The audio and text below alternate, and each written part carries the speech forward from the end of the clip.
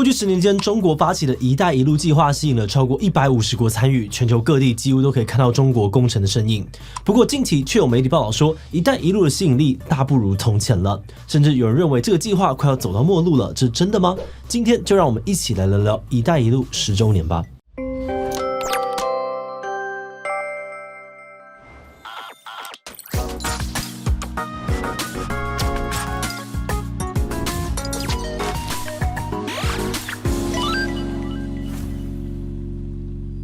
Hello， 大家好，我是志奇。回首这10年，一带一路从头几年各国的踊跃参与，后来卷入了各种争议，到近期更有许多的媒体指出，一带一路的影响力和参与度已经有所下降。虽然在今年10月中举办的一带一路峰会上面，中国官方称赞了10年来的丰硕成果，也传达出未来一片欣欣向荣的讯息，但是这次的峰会却比以往几届都要冷清。出席的国家元首是历届最少，而且就在峰会举行之前，意大利才透露要退出一带一路，甚至就连中国的投入程度也不再像过去那样子大手笔投资借钱，而是大幅度的调降对外的贷款金额。因此，外界也有人猜测，中国或许不会再投入太多的心力在一带一路上，甚至可能打算放弃一带一路了。这到底是怎么一回事呢？一带一路的现在到底是什么样的状况？真的要走不下去了吗？不过，在开始今天的讨论之前，先让我们进入到工商服务时间。目前，全台湾已经有超过57万户独居老人，在经济、体力等等的限制之下，他们常常无力维护居住环境，导致生活品质越来越恶劣。长期照顾身心障碍者的台湾乐作创意协会看到了这个问题，决定挺身而出，贡献自己的力量。他们发起乐作家务队的服务，以弱势互助的概念，为身障乐儿与独居长辈搭起跨界服务的桥梁。身障乐儿化身助人天使，协助清扫改善长辈居住环境。我们觉得这真的是很有意义的专案，每月只要100元就可以同时帮助到身障乐儿与独居老人，而且捐款还会送身障乐儿代工包装的厚实暖心托特包，一份爱心，双倍温暖。现在就赶快点击资讯栏的连结来响应捐款吧。在讨论现况之前，我们要先快速的回顾一下一带一路是什么。这是中国在2013年发起的大型计划，目的是要打造一个横跨欧亚大陆的跨国经济带。那虽然过去中国也有过类似的计划，不过规模相对的小很多，也没有明确的战略。一般认为一带一路的起源跟奥巴马政府的重返亚太外交战略有关。在这套战略之下呢，美国开始把外交的重点移到东亚，扩大和东亚国家的双边合作。而面对美国在东亚的扩张，中国知名的国际政治学者王弃思就在2012年发表文章说，中国如果要抗衡美国的影响力，就应该要反向西进，跟中西南亚各国建立更紧密的关系。他进一步的指出，西进不仅可以发展新的市场，并且带动中国西部的发展，平衡国内的经济，还能够让中国成为欧亚一体化的核心，奠定他们在全球的地位。而当时刚上任不久的习近平就很快的采用了这套战略，在隔年正式提出了一带一路计划，让中国的银行还有企业去出资和建设其他国家的大型基础建设。中国官方表示，一带一路的核心精神是让中国跟其他国家互助互惠。对于中国来说，这些计划能够让他们释放钢铁、水泥等等的过剩产能，来换取一定的能源跟粮食供应等等的好处。而对于其他国家，尤其是中低收入的国家，则可以完善他们长期缺乏的基础建设，并且以这些建设为基础去活化当地的经济，让他们有机会真正的摆脱贫穷动荡的恶性循环。而在这样子的愿景之下，一带一路就吸引到了很多的国家参与。根据今年官方的报告，目前共有超过150个国家、30多个国际组织签署了一带一路的合作协议。中国外交部也表示，截至今年，他们已经和一带一路沿线的国家签订了总金额高达1兆美元的投资建设计划。这使得中国超越美国，成为了全球最大的国际开发融资来源国。光是在2014到2017年之间，中国向海外提供的发展融资就几乎是美国的3倍。此外，一带一路的版图呢，也已经从一开始的亚欧大陆一路延伸到了非洲和拉美。根据战略暨国际研究中心的最新资料，目前的参与国当中，以非洲比例最高，几乎全都加入了。而第2名呢是亚洲，然后是拉美还有欧洲。由此也可以得知，一带一路参与国呢以发展中国家居多。在过去的10年内，中国平均1年就借了800亿美元给中低收入国家。相较之下，世界银行和其他多边银行呢，平均1年大概只借了268亿左右。华尔街日报指出，由于世界银行从1966年起就把援助贫穷国家的目的设定在消除债务，而不是提供基建基金，所以中国透过一带一路提供的贷款正好补足了这些国家的基建基金缺口。换句话说，很多国家之所以加入，可能是因为有能力跟意愿借钱给他们的只有中国了。那加入“一带一路”真的有带来好的影响吗？就好的影响来说呢，贫穷国家加入“一带一路”之后，最显著的改变就是获得了长期缺乏的基础设施。比如巴基斯坦就透过“一带一路”建造的能源设施，缓解了严重的缺电问题。此外，中国也宣称“一带一路”已经创造了42万个工作机会，让4000万人脱离贫穷。那虽然这些数字目前没有获得太多的证实，但不少西方媒体也指出，“一带一路”在初期确实为很多国家带来了新气象，包含了工作机会还有跨国贸易的增加。不过，随着时间的推进“一带一路”的负面影响也陆续的浮现。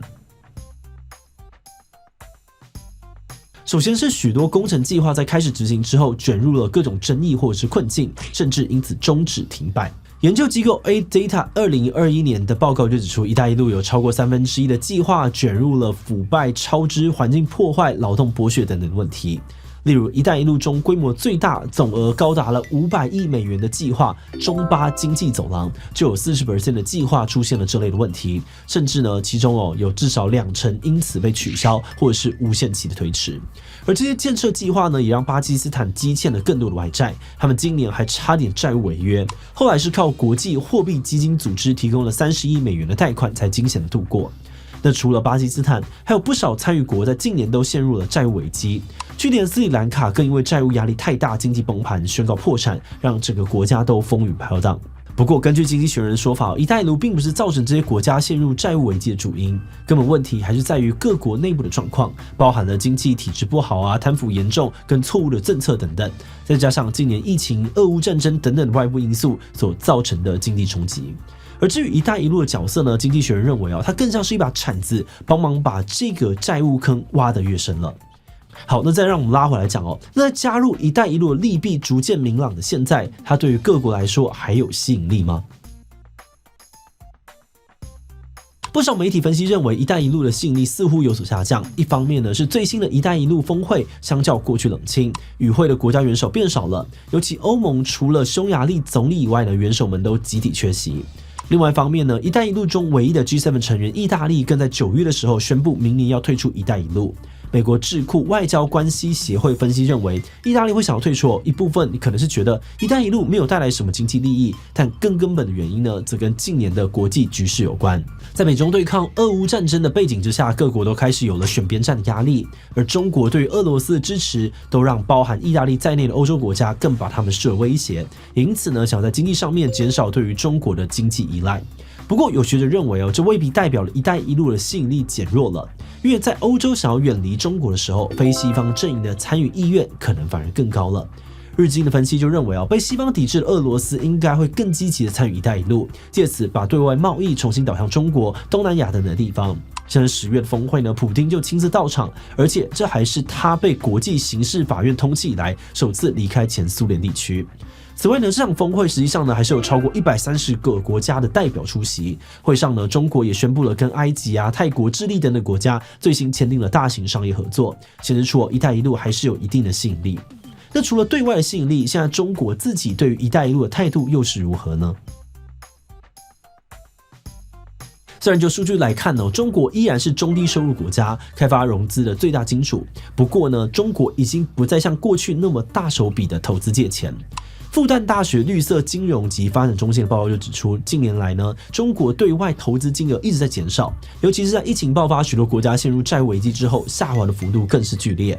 根据他们的统计，2018年中国1年内呢就对外投资了1200亿美元，而到了2022年就只剩下了411亿美元了。此外，在“一带一路”参与比例最高的非洲，中国提供的贷款额度也在今年创下了20年来的新低。分析认为，中国之所以不再花大钱借钱投资，一来呢是考量参与国的负债问题，目前已经有超过一半的参与国陷入财务困境。但在国际压力之下，中国也必须要免除或是推迟部分的债务的偿还。比如去年的8月呢，他们就宣布免除非洲17国总额1400亿美元的债务。但与此同时呢，中国自己的经济状况也不太乐观。近10年来中国的经济成长趋缓，尤其在疫情爆发之后，经济明显的下行。所以像过去那种成本高、风险高、回报又慢的大型建设计划，中国恐怕很难再支撑下去。那这难道意味着中国会放弃“一带一路”吗？虽然“一带一路”面临了许多问题但《华尔街日报》、美国和平研究所等等的分析都认为，习近平还是把这个计划视为提升中国实力和影响力的重要工具，不太可能会放弃。尤其现在美中对抗持续的加剧，他们反而会更加的重视“一带一路”。其他学者也认为一带一路在地缘政治上面的目的不会变，还是会继续的支持巴基斯坦等等的战略伙伴。只是中国应该要从过去的失败当中吸取教训，改变做法。